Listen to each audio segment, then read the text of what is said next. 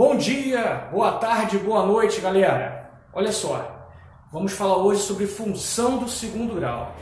O que acontece? Uma função do segundo grau, ela trabalha da seguinte maneira: f de x é igual a x ao quadrado mais bx mais c. Mas veja bem, a função do segundo grau, ela não me dá uma reta, ela me dá uma parábola. Por quê? Porque o termo do segundo grau está aqui, olha. Tá vendo? ax ao quadrado. O termo do segundo grau me proporciona uma parábola. Essa parábola, ela pode ter uma concavidade voltada para baixo ou uma concavidade voltada para cima. Agora, peraí. Antes de eu começar a falar sobre concavidades e tal, vamos para o iniciozinho. Lá no iniciozinho mesmo. Falar das raízes da função x1 e x2. Como é que eu determino as raízes de uma função? Através do Bhaskara, não é isso? X é igual a menos b, mais ou menos raiz quadrada de b ao quadrado menos 4ac sobre 2a. Dessa maneira, eu vou achar as duas raízes da equação do segundo grau. Agora, professor, vamos fazer o estudo das raízes? Vamos lá! Para que eu possa estudar a raiz, o que é isso? Saber o que está acontecendo com ela. Eu quero saber se aquela minha função ela tem duas raízes reais distintas, ou se ela só tem uma raiz, ou se ela não tem raiz real. Então, para isso, eu tenho que falar sobre o delta. O delta é b ao quadrado menos 4ac, certo? Vamos lá, olha aqui as consequências do delta. Se delta for maior do que zero, né? Aqui, ó. Se delta for maior do que zero, x1 vai ser diferente de x2. O que é isso? Eu vou ter duas raízes reais distintas. Por exemplo, x1 igual a menos 3, x2 igual a 5. Tá? Deixa eu ter aqui. Na representação gráfica é isso aqui, olha. A parábola desceu, voltou, aí cortou o eixo x em dois pontos. Quais? x1 e x2. Certo? Nesse momento aqui, nós falamos que essa curva ela é secante, porque ela corta aqui em dois pontos. Vamos lá. Se delta for igual a zero, então x1 igual a x2. Nós podemos dizer que temos duas raízes reais iguais ou apenas uma raiz real, que dá no mesmo, né? Nesse caso, quando delta é igual a zero, a parábola ela tangencia o eixo x, olha só. Desceu, tangenciou, subiu.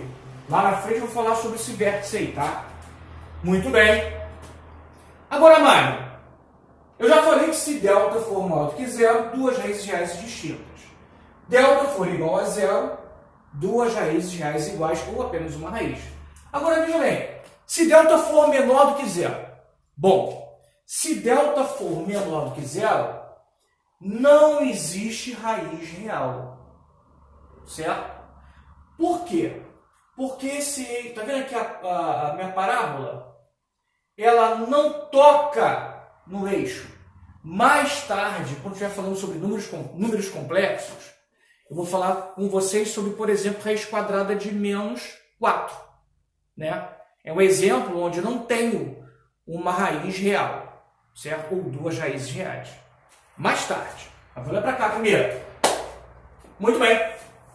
Então, voltando aqui. Delta maior do que zero. Duas raízes reais distintas. Delta igual a zero. Duas raízes reais iguais ou apenas uma raiz. Delta é menor do que zero. Não tem raiz real. Legal, gente? Bom, vamos falar sobre a concavidade.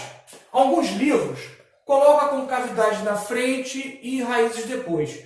Como vocês já viram a equação do segundo grau, né, eu sempre faço essa inversãozinha que não atrapalha em nada, porque vocês já conhecem a equação do segundo grau. Então, veja bem, a função do segundo grau ela é do tipo ax ao quadrado mais bx mais c. Eu estou falando da função do segundo grau completa, tá? Então, olha para cá. O termo quadrado aqui representado pelo meu A, que é o meu coeficiente ali do termo do segundo grau, tá bom? Se o A for maior do que zero, essa minha parábola tem concavidade voltada para cima. Vou dar aqui um exemplo. F de x é igual a 2x ao quadrado mais 3x mais 1. Está vendo aqui, olha?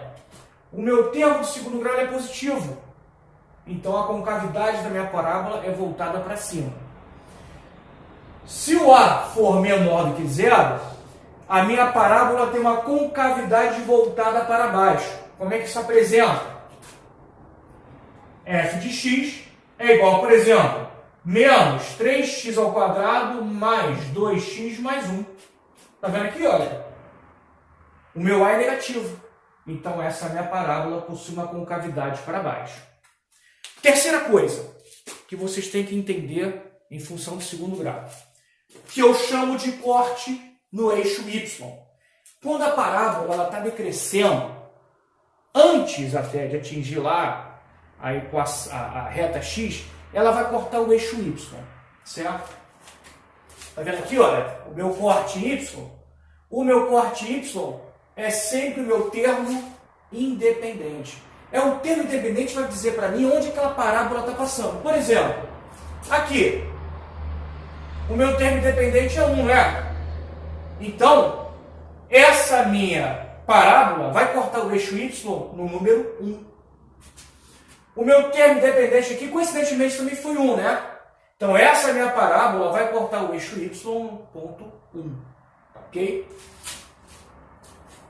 Muito importante esse quarto ponto aqui que eu vou passar para vocês, que é o ponto de máximo e mínimo da função de segundo grau.